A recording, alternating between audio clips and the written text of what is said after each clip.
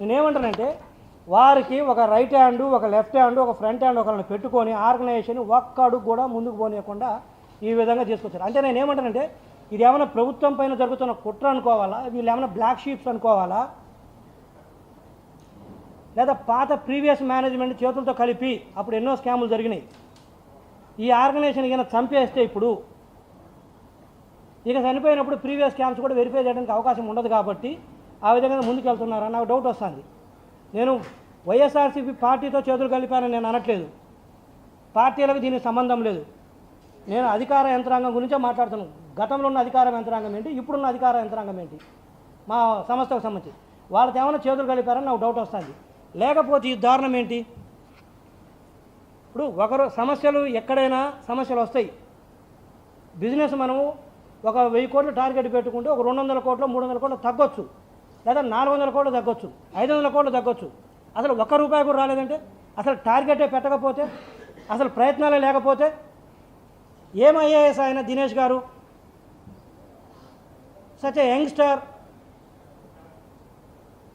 నేను డైరెక్ట్గా పాయింట్ బ్లాంక్లు ఎందుకు చెప్తున్నా అంటే అధికారులు ఇంత లెథార్జిక్గా మా ముఖ్యమంత్రి గారు పదే పదే పదే పదే నెత్తు నోరు కొట్టుకొని చెప్తున్నాడు. ఆయన మీరు విధుల్లో అలసత్వం వహించొద్దు, మీరు విధుల్లో అలసత్వం వహించొద్దు, ఎప్పటికప్పుడు పనులు చేయండి, ఏదైనా ఉంటే మా దృష్టికి తీసుకురండి అని చెప్తే అసలు మొదలే పెట్టకపోతే ఏం చేయాలి? ఇందులో భాగంగా వారు ఎండీగా ఐఏఎస్ అయితే ఉన్నారు, బట్ వారికి చేదోడు వాదోడుగా ఉంటే అసలు బిజినెస్ను ఒక అడుగు కూడా ముందుకు పోనీయకుండా 3 వ్యక్తులు ఉన్నారు. అంటే మిగతా వాళ్ళు కూడా ఉన్నారు. వీళ్ళు 3 అనే కాదు, వీళ్ళ 3 అయితే స్పాట్లో టెర్మినేట్ చేస్తున్నా.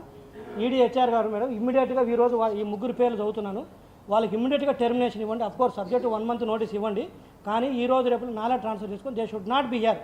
ఒక్క రోజున కూడా ఈ ఆర్గనైజేషన్కి మంచిది కాదు. నోటీస్ అయితే 1 మంత్ పీరియడ్ నోటీస్ ఇవ్వండి, but their services not required today onwards, just నాలా ట్రాన్స్ఫర్. వారి 3 పేర్లు ఏంటంటే ఒకటి పప్పు సత్యరామ భరద్వాజ గారు, is a chief technology officer. అంటే టెక్నాలజీ ఆఫీసర్ అంటే ఇతను ఈ నెట్వర్క్ మొత్తం ఇతని చేతిలోనే ఉంటుంది. ఇప్పుడు నేను చెప్పా కదా, ప్రతిరోజు ఏదో ఒక సమస్య రాష్ట్రంలో వస్తుందని చెప్పేసి ఇతని చేతిలో ఉండే టెక్నాలజీ ఆపరేషన్స్. రెండోది వచ్చేసరికి గంధంశెట్టి సురేష్ గారు, ఇతని చేతిలో బిజినెస్ హెడ్. ఇతని చేతిలో మొత్తం బిజినెస్ ఉంటుంది. ఇందా చెప్పా కదా, ₹1 బిజినెస్ రాలేదు, ఒక్క కనెక్షన్ కూడా కొత్తది కాలేదు. ఇతని మీద గతంలో కూడా ఆంధ్రజ్యోతి వాళ్ళు రాశారు ఫైబర్ ప్రక్షాళన ఏదని. హరిగారు మీదే కదా రాశారు, ఇదే ప్రక్షాళన ఈ పొద్దు చేస్తానా. అతని మీద పర్టికులర్ అతని పేరుతో రాస్తూ మిగతా ఓవరాల్ కూడా అడిగారు ఫైబర్ ప్రక్షాళన అనేది.